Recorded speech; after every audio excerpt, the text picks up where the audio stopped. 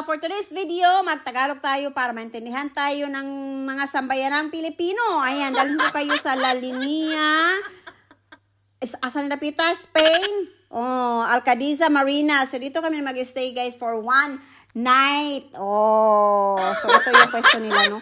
Ang ganda. Kung gusto nyo mag-experience sa mga Mediterranean experience dito, kayo pumunta sa La Linea. May mga boathouse dito. Ayan.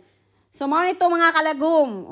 Kung gusto nyo maglagom-lagom dito, dito lang kayo magpainit.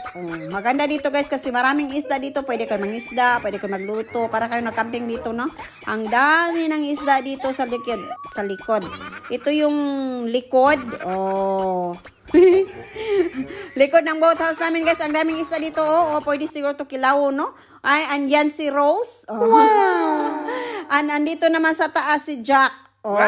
Yung ang aking ulitaw na parang si Kuan man siya, parang sa Titanic nga si Jack. Di pa wahi ang inahan. Ang inahan nagpaso-paso diyan, no? Kasi sabi ng photographer ko, magpaso-paso ka doon kasi walang tao man. Di pa wahi ang atong iyaan. Pasok ka diri. Naitaw sa liyo. Palinta diri sa kilid. Kasi may runway man dito, oy. Mahinahinay lang dyan siya para hindi siya mahulog, no? Anak kay ay pangkanahan.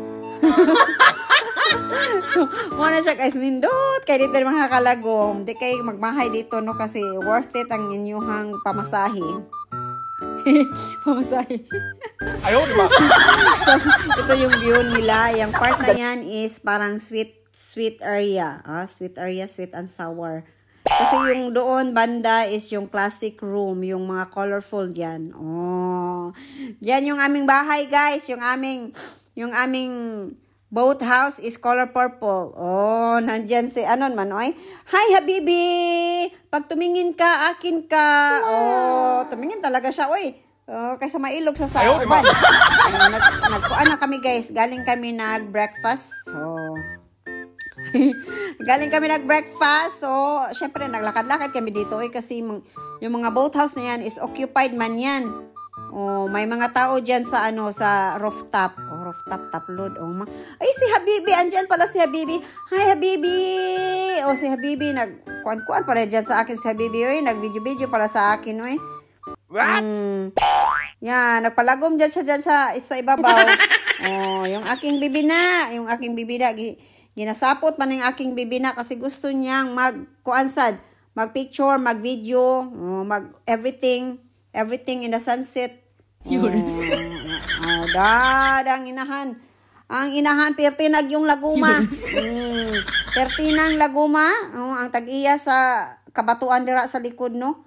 Mao na siya, guys. Kung gusto nyong magpalagom, dito lang kayo, pumunta lang kayo dyan kasi maganda yung view dyan, no? Yan yung aming rooftop.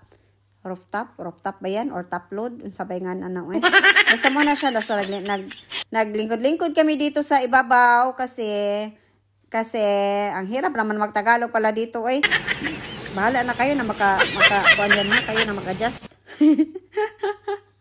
So muna siya guys, sa feeling gwapa talaga ako dito, kasi sobra talagang nag-golden in the dark talaga ako dito sa aking kalagom. Yung aking mga kalagom. Punta lang kayo dito, bisitahin nyo dito kung gusto nyo ma-experience na mga Mediterranean boathouse. Ang ganda dito, guys. Hindi talaga kayo magmahay dyan. So, mauna siya, no? So, ito yung view ng ating Gibraltar. So, gibatik kanyag mo na siya, Pag sure di, hi!